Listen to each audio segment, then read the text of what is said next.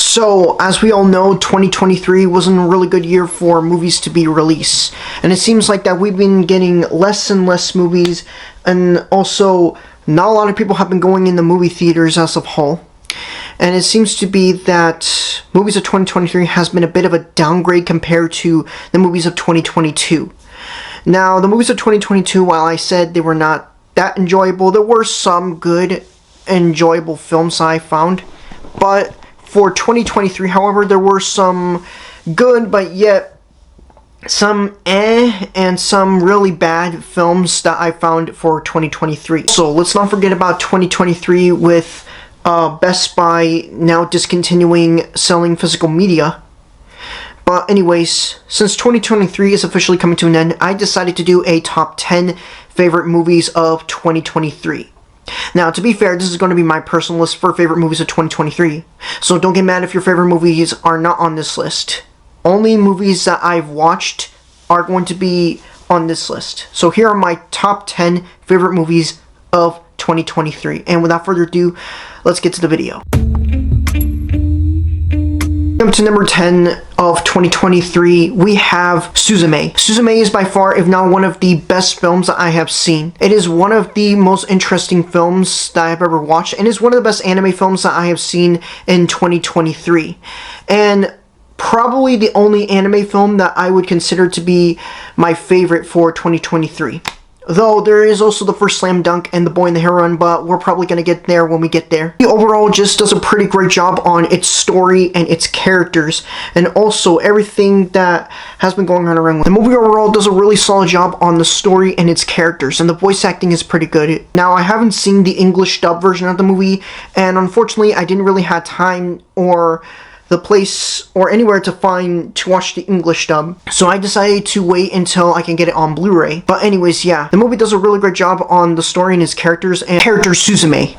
They did a really amazing job with her character, and overall, yeah, it's pretty sad and tragic, but yet we get to see more and more and more about that. There are also some scenes where they are very emotional, and you can definitely cry with it. The soundtrack is overall pretty good, the visuals are inspiring, the animation does look really nice, and the characters are well animated, and it's absolutely pretty wonderful. The soundtrack and the score for this is pretty good. Also, a bunch of Hayao Miyazaki references, a bunch of Studio Ghibli references in this movie. They did a really amazing job with that. They overall do a really amazing job with the metaphors, and it's absolutely pretty good. I cannot wait to rewatch this movie when it comes out on Blu-ray.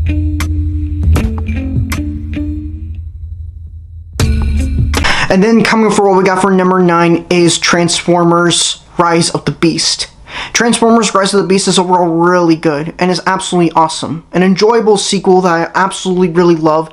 I love the story and its characters, and I've overall really loved the focused screen time on the Transformers, something that the other live-action movies had a hard time with. They did a really amazing job with giving more of the characters more screen time, giving more of the Transformers more of the screen time. And something that Paramount is also improving with some other IPs, like with the Sonic the Hedgehog movies. But anyways, yeah, they did a really amazing job with bringing the characters to life. The CGI is pretty good for what it is, and the sound effects, the visuals, and the soundtrack and everything is pretty good. The voice acting is also pretty good. Peter Cullen, obviously, he does a really great job on voicing Optimus, like he did in the previous movies and other previous series.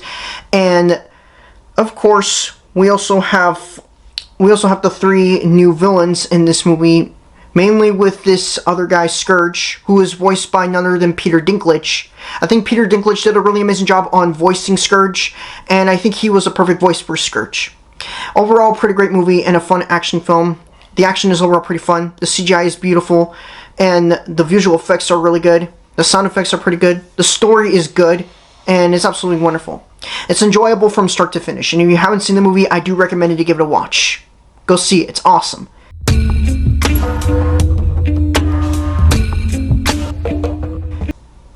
And then coming to number 8, we have Mission Impossible: Dead Reckoning Part 1.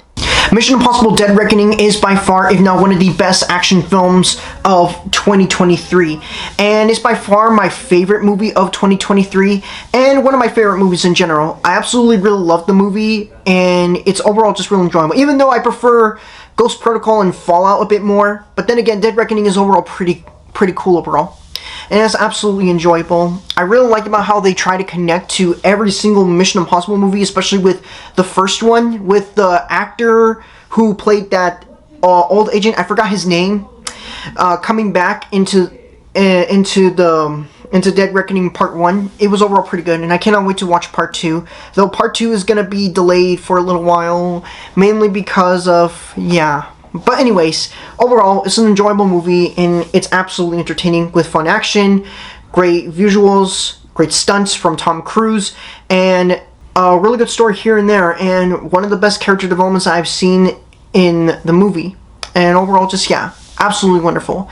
They did a really amazing job than how I thought that they were going to put it out to be. Coming up for number 7 for what we got is The First Slam Dunk. The First Slam Dunk is overall by far, if not one of the most interesting, and one of my favorite anime movies of 2024, and one of the best sports movies I have ever seen.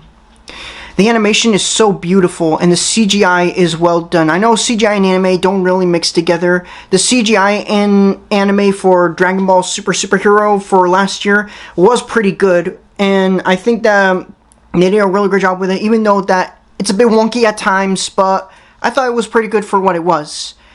Though the animation here actually fits very well, and it makes the basketball action scenes very good, very smoothing, and they did a really amazing job with how the animation is. The emotional impact for the movie is overall pretty good and is well written. It makes me want to cheer for the character. It makes me want to cheer for these characters, and we get to see their motivations, we get to see their goals, we get to see everything about these characters. The flashbacks in the movies are pretty well done, and the way about how they edited the movie with the flashbacks and then cut to the present day, they did a really amazing job with that. Though there has been some problems with some movies that try to do this, some have succeeded and some have not. But here, however, it's well executed, and the way how they did it is executed very, very well. Then coming up to number 6, we have Oppenheimer. An absolute wonderful film, brilliantly directed by Christopher Nolan. Really good, solid story. The development for the character of Oppenheimer is pretty good overall, and I think Cillian Murphy, the guy who played the main character of the movie, did a really amazing job with that. A really amazing job with playing with the character. And I really like about how world-changing that the movie really is. I really liked about how they did a really amazing job with taking time more with the story, and even how they did an amazing job with bringing this story to life. And for a 3-hour long film, or almost 3 hours long, the film just feels like 3 hours. I don't really remember the runtime too much, but it's overall pretty good. I overall really like the visuals. I like the story. I like the characters. Everything that they have built with this film is absolutely wonderful. And they did a really amazing job with setting up with its characters and the way how they did it. Great performances from Cillian Murphy and Robert Downey Jr., and it's just an absolutely wonderful film that is overall just pretty good, and definitely world-changing for what it is anyway. But anyways, yeah, overall a great movie and a fun movie to overall really watch, and my favorite movie of 2023.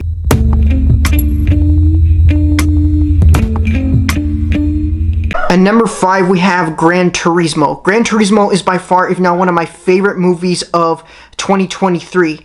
Absolutely wonderful. I really like about how they developed the accurate of the true story very well, at least in their own way how they did it. They did a really amazing job with that, and overall they did a really amazing job with bringing the story to life. And I overall really liked how the actor who is playing the character does a really great job on portraying the character in real life very, very well. And they overall did a really amazing job with that. And I overall just really like the racing scenes. They are well shot and well edited, and they are overall pretty good for what they are. And I really like the performances overall. Performances are overall really good from Archie Goodman and David Harbour. They did a really amazing job with that. They overall did a really amazing job with what they have given for this movie, and it's an absolute wonderful film that is pretty good from start to finish. And yeah, and also a good video game movie overall, even though that this is based on a true story and it's technically a video game movie. But yeah, There are like some games of Gran Turismo, but yeah.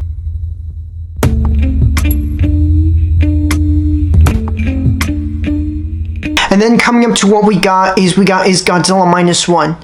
Now, I wasn't really a fan of the MonsterVerse Godzilla films. I'm not a really big fan of those movies at all, but I am a big fan of the old Godzilla movies that I watched as a kid. Like, I remember I watched Godzilla vs. Mothra, Godzilla 2000, and my guilty pleasure would be Godzilla 1998, which overall, it's the most guiltiest pleasure of a film that I watched back at my aunt's house when my mom was pretty busy trying to pick up my dad.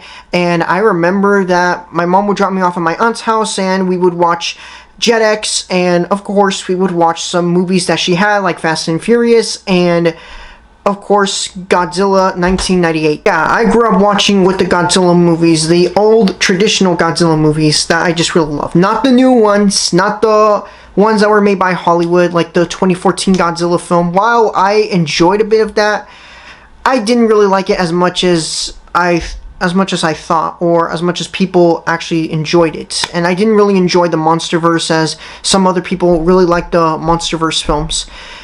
But when I got to see Godzilla Minus One, I loved it. It was absolutely wonderful. It did a really great job with its story, and it defined how Godzilla is supposed to be portrayed, and they did a really amazing job on defining the franchise for this movie. Something that Hollywood has a hard time with the Godzilla films for the MonsterVerse, and of course with most of Hollywood blockbuster franchises like with the MCU, and of course with the Indiana Jones films, Star Wars, etc. What I really liked about Godzilla Minus One are the human characters. They got the human characters right, and they developed the human characters pretty well. Much more than how the MonsterVerse developed the human characters. And the MonsterVerse with the human characters, they just feel more like to get into the plot for those MonsterVerse films. They did not feel like characters that we should like or care about at all. But with Godzilla Minus One, they actually did a really amazing job with capturing how likable these characters are. They did a really amazing job on making the characters likable, and they did a really amazing job with the humor. They also did a really amazing job with the character's goal, with the main character. Really amazing job with developing the character of Noriko. Noriko isn't some bland character that we've seen in the Hollywood MonsterVerse films. He is a very different character. He's actually a complex character.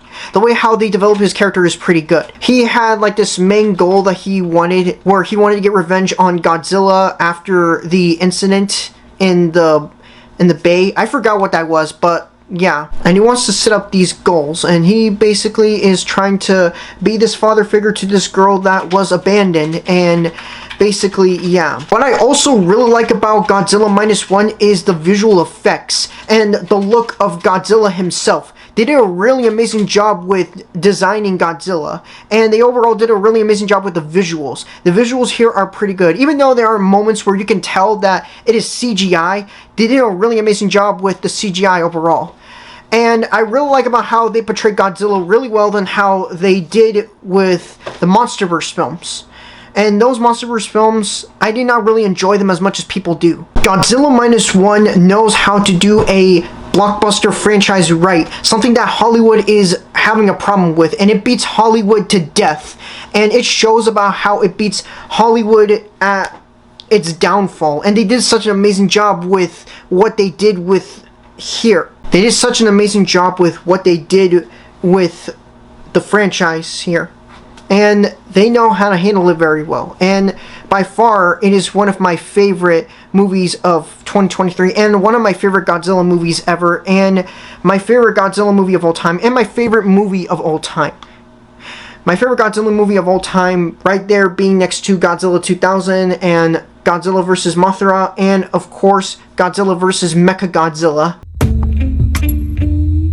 And then coming up for what we got for number 3 is Asteroid City. Asteroid City is by far, if not one of the most visualing film that I've seen from Wes Anderson, and by far one of my favorite films directed by Wes Anderson. I regret that I didn't see this movie in theaters at all, but I did end up getting it on Blu-ray. And what did I think about the movie? I think it was pretty good.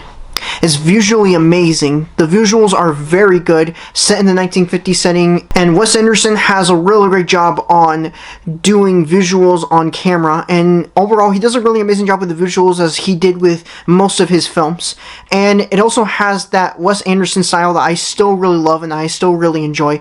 I really like Wes Anderson's films. I've grown up watching his films like Fantastic Mr. Fox and The Isle of Dogs and so many other films that he has worked on. Wes Anderson does a really great job on the directing for this movie. The directing for this movie is pretty good overall.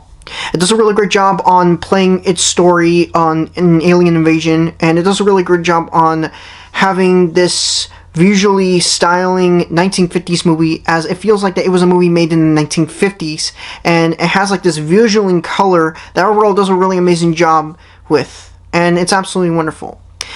And overall, it's by far one of my favorite movies of last year, and probably my favorite Wes Anderson movie of all time.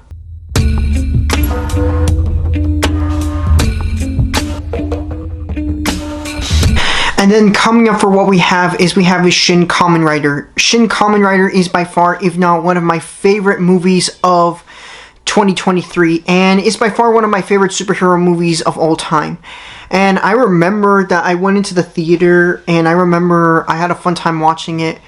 What I really like about this movie is just how different that it is compared to the Kamen Riders I've seen. I'm a huge fan of Kamen Rider. I love watching Kamen Rider when I was a kid. I remember watching it after watching Power Rangers, alongside with watching Ultraman with my dad, since my dad grew up on Ultraman, and I remember that I used to click on the Tokusan action shows like on YouTube when I saw Kamen Rider on YouTube, and I remember I had a fun time watching Kamen Rider, and I even remember that I watched some other Kamen Rider shows. Some other Kamen Rider shows like Kamen Rider Ryuki, which, yeah, this is by far, if not one of my favorite Kamen Rider shows out there. And if you haven't seen this show, and if you're trying to get into Kamen Rider, and you are trying to find any Tokusan action show, or just trying to watch a show that you can enjoy, this is a must-watch. You should definitely watch this. I highly recommend that you give this show a watch. Go watch it. It's amazing. It is absolutely wonderful. I even remember watching Kamen Rider RX, and I even remember I had a fun time watching it growing up, and I remember I had a fun time just watching the entirety of Kamen Rider. And seeing Shin Kamen Rider here, I was pretty excited, because I overall just really like Kamen Rider. And after watching Shin Kamen Rider, I realized about how good this really is. And I also really like the direction for it, and having a more gritty, realistic tone, and having a bit of more brutal violence. The director, Hideko Anno, if I'm pronouncing the name correctly, I'm sorry if I butchered his name, actually did a really amazing job with the directing and bringing this version of Kamen Rider to life. He overall did a really amazing job on how they did with bringing the action and the character of Kamen Rider, and all the characters of Kamen Rider, even the villains at some point. Yeah, I know the villains just seem to be a little weakened, as they feel more like episodic villains. But I overall just really like the main villain in the third final act of the film, which I thought that the actor who played him did a really amazing job. I forgot the villain's name, but yeah. It overall has some pretty good action, really great storytelling, really great visuals, and great CGI. Great choreography, fighting choreography, and of course, great cinematography, and great visuals, great costume designs, and especially with the two Kamen Riders in Shin Kamen Rider, the costume designs for those are pretty cool overall, and they overall did a really amazing job on those designs for the costume. And they also did a pretty amazing job with the directing for this, and really great directing from Hideko Anno. And basically, yeah, absolutely wonderful. And if you haven't seen this movie, I do recommend you give it a watch. Though the movie is not out on Blu-ray in the US, it is available on Amazon Prime, but unfortunately it's not available on Blu-ray in the US just yet. But hopefully I can get the movie on Blu-ray, and hopefully I can rewatch it over and over again. I'm hoping to get the movie on Blu-ray, and I'm hoping to watch it again and again, and just have a blast with it.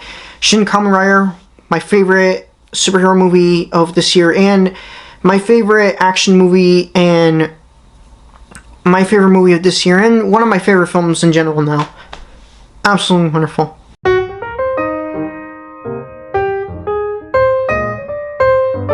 Now we're going to get to the honorable mentions. The honorable mentions about movies that couldn't make it to this list. Now, to be clear, I haven't seen a lot of movies of 2023, and most movies didn't really grab my attention for 2023, since 2023, again, wasn't a good year for movies to be released. But here is my honorable mentions movie list. Guardians of the Galaxy Volume 3, an absolute wonderful MCU movie, and probably the best and only good MCU movie in 2023, and the best MCU movie since Endgame. That, of course, along with Spider-Man No Way Home, of course.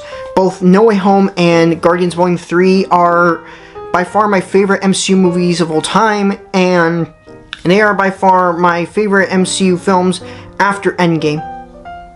And, of course, we also got The Boy and the Heroine. Absolutely wonderful, brilliantly directed by Hayao Miyazaki, and by far, if not one of the most awesome Studio Ghibli films, and one of the best to return Studio Ghibli films, and one of probably the best Hayao Miyazaki's last films to date. And basically, yeah, even though that, yes, The Boy and the Heroine does have some pacing issues, and there were some things that could have done a little bit more better to resolve, but other than that, The Boy and the Heron is overall pretty cool, and it's by far my favorite movie of this year, and it's overall pretty good.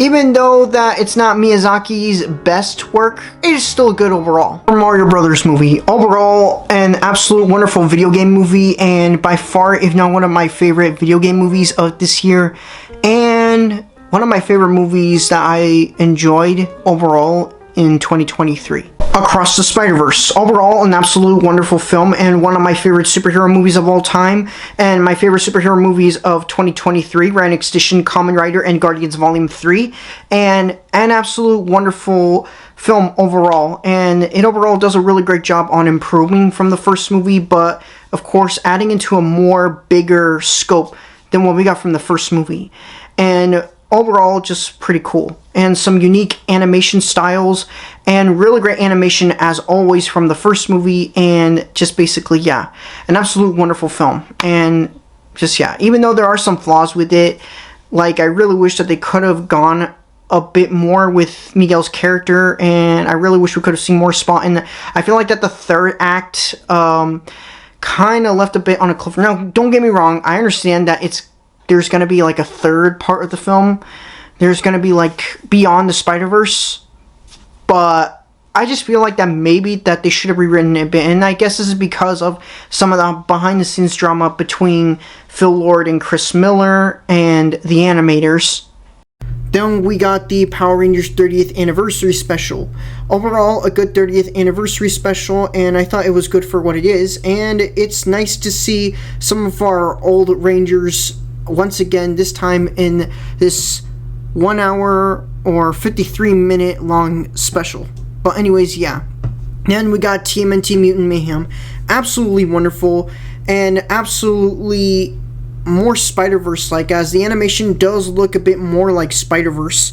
And what really makes the movie really good is that they made the turtles into actual teenagers, which is a hell of a lot more relatable, at least in my opinion. The Venture Brothers movie. Overall, a great conclusion to the Venture Brothers series, and I really like seeing these characters again, and overall, it's just an absolute wonderful film that is a great conclusion to the Venture Brothers series. And if you haven't seen the Venture Brothers series, and you haven't seen this movie, go check both of those out. It is pretty great, and I absolutely really love the series. The series is absolutely wonderful. And of course, Saw X.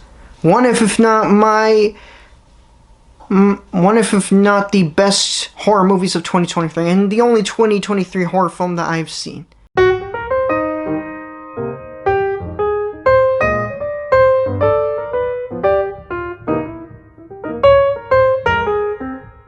And then finally, we are getting into the number one spot. And number one would be John Wick Chapter 4. John Wick Chapter 4 is, if not one of my favorite films of all time, and one of my favorite films of this year, and it's just absolutely wonderful. Out of all the movies, I think I like John Wick Chapter 4 even better, as it overall does a really great job on wrapping John's story. though we might see later on, since I don't know what is the plan for after John Wick. But anyways, yeah, they overall did an amazing job with the story and how they concluded John Wick's story very, very well. Keanu Reeves does a really great job on playing John Wick like he did in the 3 previous films, and the fighting choreography and the cinematography and the action is overall pretty good. The action is really, really intense in this one, and it's a bit more bloody and gory than what I've seen from the 3 previous films. I also really love the ending for this film. The ending for this film is absolutely wonderful, where they pull off a Cowboy Bebop ending, and if you haven't seen Cowboy Bebop, well, then you should definitely watch it right away, as it is an awesome anime, and it is by far one of my favorite TV shows of all time. But if you have seen it, then good for you. Cowboy Bebop ending that they pull off for John Wick Chapter 4 is pretty amazing, and it actually fits very, very well. And you can obviously tell that the director and the filmmakers in general obviously took a lot of inspirations from Cowboy Bebop, and they overall did an amazing job with the Cowboy Bebop ending that they pulled. And basically, yeah, they overall did an amazing job with that. The action is overall pretty good, likable characters, the story, and everything like that. And one of the best action films I've seen of this year. Absolutely wonderful, and a great conclusion to the story, and just absolutely great. Anyways, yeah. So that's it for my top 10 favorite movies of 2024. It's a shame that 2024 isn't such a good year for movies to be released, and hasn't been a really good year for entertainment at all. Entertainment seems to be going downhill a bit, and there hasn't been really that much good movies I've seen in 2024. But I hope for the best for 2023, and I will be doing an update video on what we can expect for 2023. And anyways, yeah, that is all for the video.